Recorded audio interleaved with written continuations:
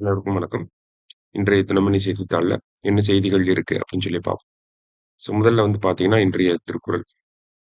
திருக்குறள்ல என்ன குடுத்திருக்காங்க அப்படின்னா, "வான் நோக்கி வாழும் உலகெல்லாம் மன்னவன் கோல் நோக்கி வாழும் குடி" அப்படின்னு சொல்லி குடுத்திருக்காங்க. "உலகத்தில் உள்ள உயிர்கள் எல்லாம் மலையை நோக்கி வாழ்கின்றன. அதுபோல் குடிகள் எல்லாம் அரசனுடைய செங்கோலை நோக்கி வாழ்கின்றனர்" அப்படின்னு சொல்லி வள்ளுவர் சொல்றார். அதாவது உலகத்துல இருக்கக்கூடிய எல்லா உயிர்களுமே நம்ப மழையும் மழைப்பொழிவு நம்பி தான் இருக்கும். ஓகேங்களா?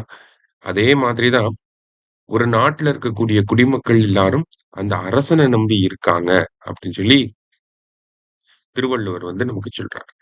திருக்குறள் எண் 542 அதிகாரம் செங்கோன்மை அப்படிங்கிற அதிகாரத்துல. சரிங்களா? அடுத்தது இங்க பார்த்தீங்கன்னா, இந்தியா, நியூசிலாந்து இடையே தடையற்ற வர்த்தக ஒப்பந்தம் அப்படின்னு சொல்லி குடுத்திருக்காங்க.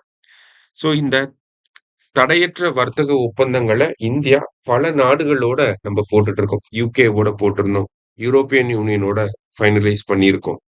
அமெரிக்காவோட ஃபைனலைஸ் பண்ண போறோம். அ மிடில் ஈஸ்டர்ன் கன்ட்ரீஸ் கிட்ட நெறைய போட்டிருக்கோம். ஆஸ்திரேலியாவோட போட்டிருக்கோம். இந்த மாரி பல நாடுகளோட நம்ப இந்த தடையற்ற வர்த்தக ஒப்பந்தம் ஃப்ரீ ட்ரேட் அக்ரீமெண்ட் அப்படிங்கிறத நம்ம பண்ணிக்கிட்டு இருக்கோம். சரிங்களா? ஒரு ஃப்ரீ ட்ரேட் அக்ரீமெண்ட் இப்ப இந்தியாவுக்கும், நியூசிலாந்துக்கும் ஒரு ஃப்ரீ ட்ரேட் அக்ரீமெண்ட் அப்படிங்கிறது கையெழுத்தாயிருக்கு. அப்படின்னா என்ன? அப்படின்னா இந்தியாவுல இருந்து நியூசிலாந்துக்கு போகக்கூடிய பொருட்களுக்கு வரி அப்படிங்கிறது நியூசிலாந்துல கம்மி பண்ணி குடுப்பாங்க. ஓகேங்களா? வரியே இல்லாம கூட பண்ணி குடுப்பாங்க. அதே மாரி நியூசிலாந்துல இருந்து இந்தியாவுக்கு வரக்கூடிய பொருட்களுக்கு இந்தியா வரிச்சலுகைய வழங்குவாங்க. சரியா? இந்த மாரி 2 நாடுகளும் அவங்கவங்க அந்த வரி சலுகைகள பரஸ்பரம் வழங்கிக் கொள்றது தான் நம்ம தடையற்ற வர்த்தக ஒப்பந்தம் அப்படின்னு சொல்லி சொல்றோம். ஓகேங்களா? ஸோ டாக்ஸ் சப்சிடிஸ் அப்படிங்கிறது இருக்கு. இந்தியாவிலிருந்து நியூசிலாந்து போனா, நியூசிலாந்துல அவங்களுக்கு அந்த ப்ராடக்ட்டோட டாக்ஸேஷன் இல்லாம போகும். ஸோ இந்த மாரி அந்த வரி சலுகைகள அ வழங்கிக் கொள்றது தான் இந்த தடையற்ற வர்த்தக ஒப்பந்தம் அப்படின்னு சொல்லி நம்ம சொல்றோம்.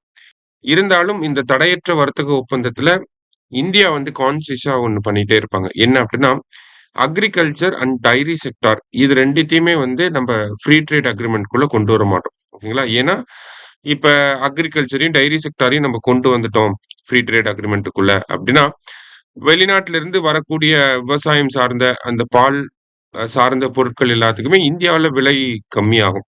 அப்படிங்கிறப்ப இந்தியன் ப்ராடக்ட்ட வாங்காம நம்ம அந்த ப்ராடக்ட்ஸ வாங்க ஆரம்பிச்சுட்டோம். அப்ப இந்திய விவசாயிகள் பாதிக்கப்படுவாங்க இல்லையா? அதனால அந்த 2 துறைகள மட்டும் நம்ம ஆட் பண்ண மாட்டோம். ஸோ அதே தான் இந்த இந்தியா, நியூசிலாந்து தடையற்ற வர்த்தக ஒப்பந்தத்திலயும் நடந்திருக்கு. பல பொருட்கள ஆட் பண்ணியிருக்காங்க. ஆனா விவசாயம் சார்ந்த பால் பொருட்கள், வெங்காயம், சர்க்கரை, சமையல் எண்ணெய் இந்த மாதிரியான பொருட்கள வேளாண் சார்ந்த பொருட்கள் இது எல்லாத்தையுமே நம்ம அதுல இன்க்ளூட் பண்ண கிடையாது. அடுத்ததா பார்த்தீங்கன்னா, இந்த ஒப்பந்தத்தினுடைய மற்ற அம்சங்கள் அப்படின்னு சொல்லி பார்க்கிறப்ப, அடுத்த 5 ஆண்டுகள்ல இந்தியாவுக்கும், நியூசிலாந்துக்கும் இருக்கக்கூடிய அந்த வர்த்தக மதிப்ப இரட்டிப்பாக்கணும் அப்படிங்கிறது இவங்களுடைய இலக்கா இருக்கு. அந்த வகையில $5 பில்லியன் அளவுக்கு அந்த வர்த்தக மதிப்ப இரட்டிப்பாக்க போறாங்க அப்படிங்கிறத குடுத்திருக்காங்க. அதே மாரி முதலீடுகள் அப்படின்னு சொல்லி பார்க்கிறப்ப, நியூசிலாந்து அப்படிங்கிற அந்த நாடு அங்கிருந்து நமக்கு $20 பில்லியன் அளவுக்கு என்ன பண்ண போறாங்கன்னா, இந்தியாவுல முதலீடு செய்ய போறாங்க. ஓகேவா? நியூசிலாந்து $20 பில்லியன் அளவுக்கு இந்தியால முதலீடு செய்ய போறாங்க. ஓகேவா? இதெல்லாம் ஒரு சில சிறப்பம்சங்களாக இந்த தடையற்ற வர்த்தக ஒப்பந்தத்துல இருக்கு. சரியா? ஸோ நம்ம இன்ஸ்டிடியூட்ல பார்த்தீங்கன்னா, ஒன் ஷாட் அப்படின்னு சொல்லி ஒரு எம்சிக்யூ சீரிஸ் போய்க்கிட்டு இருக்கு. இதுல ஃபர்ஸ்ட் பாலிட்டி ஸ்டார்ட் பண்ணியிருக்கோம். ஸோ இதுல பார்த்தீங்கன்னா, உங்களுக்கு பாடசாலையில ஃபுல் அண்ட் ஃபுல் கிளாஸஸ் போகும்.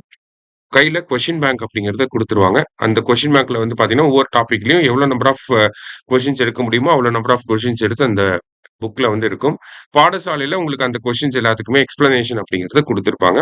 ஸோ இப்படி படிக்கிறப்ப நமக்கு நெறைய கொஸ்டின்ஸ ஃபேஸ் பண்ற மாரி இருக்கும்.